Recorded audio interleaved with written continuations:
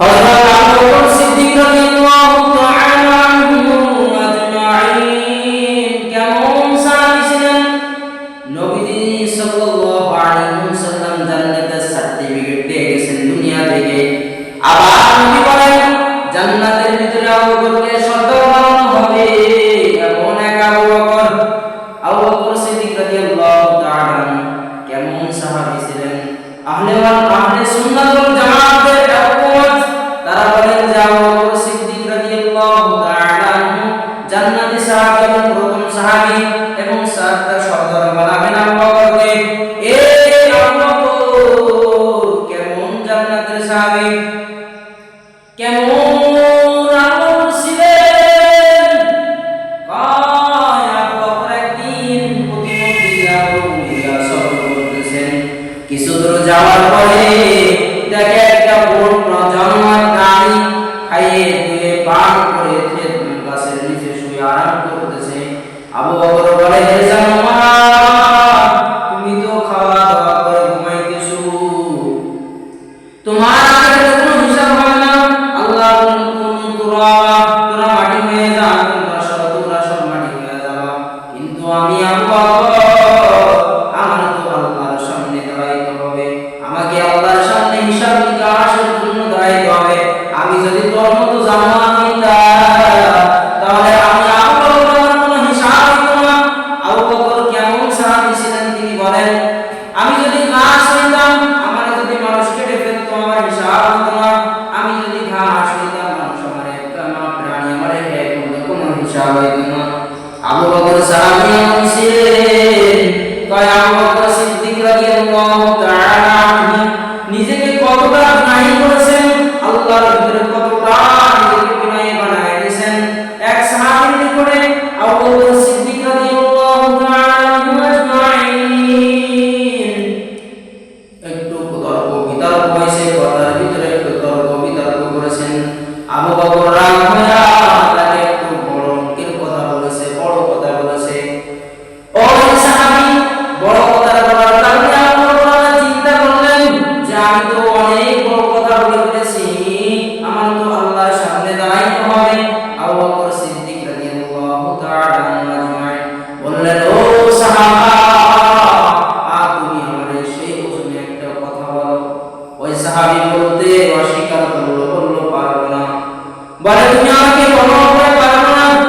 ওই আবু বকর সিদ্দিক রাদিয়াল্লাহু তাআলা আজমাইন ওখান থেকে উঠিয়া তিনি চলে গেলেন নবীজির দরবারে চলে গেলেন।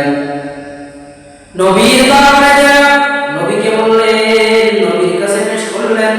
আর পাশে থেকে যে সাহাবী ছিল সে বলতেছে, এই দেখো আবু বকর নিজেই অপরাধ করলো, আবার আবু বকর নিজেই নবীর কাছে যে নালিশ করলো, এই কেমন পরিস্থিতি হইল। এই বলার পরে আল্লাহর নবী সাহাবীকে ডাকলেন। সাহাবীকে ডাকিয়া বললেন, এই সাহাবী, তোমরা সব ঠিক করেছো, তবে আবু বকরকে ওই ওজনে একটা কথা বলিয়া দাও। আবু বকর সিদ্দিক রাদিয়াল্লাহু তাআলা নবীকে বললেন, আমি এমন করলাম কেন জানেন হে নবী, আমি এমন করলাম কিনা জানেন? নবী বলে, বলো। আবু বকর সিদ্দিক রাদিয়াল্লাহু তাআলা আজমাইন বললেন, হে আল্লাহর নবী আমার, আমি চাই দুনিয়া থেকে আমার জন্য হিসাব কিতাব হয়ে যায়, আমি তোমার আখিরাতে আমার এই বিষয়ে নিয়ে না উঠতে হয়, এই জন্য নবী আমি এটা করেছি। ও বাবা যাও, ও যুবক বাবারা, তোমরা কত মায়ের ইজ্জত নষ্ট করেছো, কত মানুষের গালাগালি করেছো, ও বৃদ্ধ বাবারা একজন আরেকজনের উপরে হিংসা করেছো, একজন আরেকজনের ক্ষতি করার চেষ্টা করেছো। কোনদিন কি ভেবে দেখেছো যে আমি তো মানুষের ক্ষতি করার চেষ্টা করতেছি, আমার তো এই কিয়ামতের দিন মানুষের হিসাব দিতে হবে।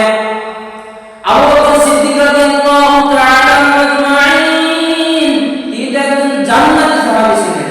আপনারা কি জান্নাত নেই? আপনাদের তো জান্নাতের সার্টিফিকেট দেওয়া হয় নাই, তাহলে আপনারা কেমন দুনিয়া থেকে বলেন না? তাদের ভিতরে আল্লাহর ভয় ছিল, আমাদের ভিতরে কেন আল্লাহর ভয় নয়? কারণ হলো একটা, নবীর আদর্শ নাই, আল্লাহর ভয় নাই, আল্লাহর কালামের ভয় নাই, আল্লাহর কালাম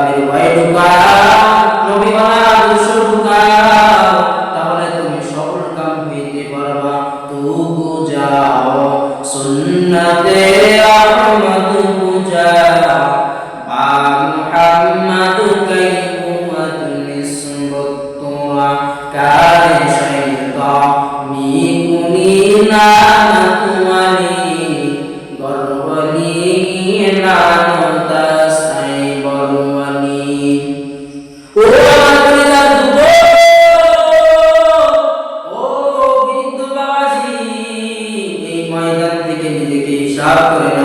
আবু বকরের মতো জান্নাতের সাহাবী হইয়া নিজেকে দুনিয়াতে কতটা হিসাবের উপরে চালাইছেন।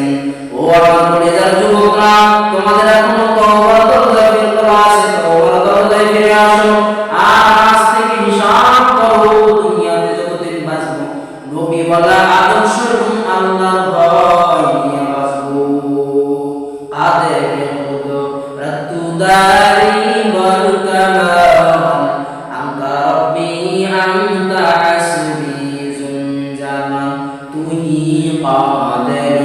জানি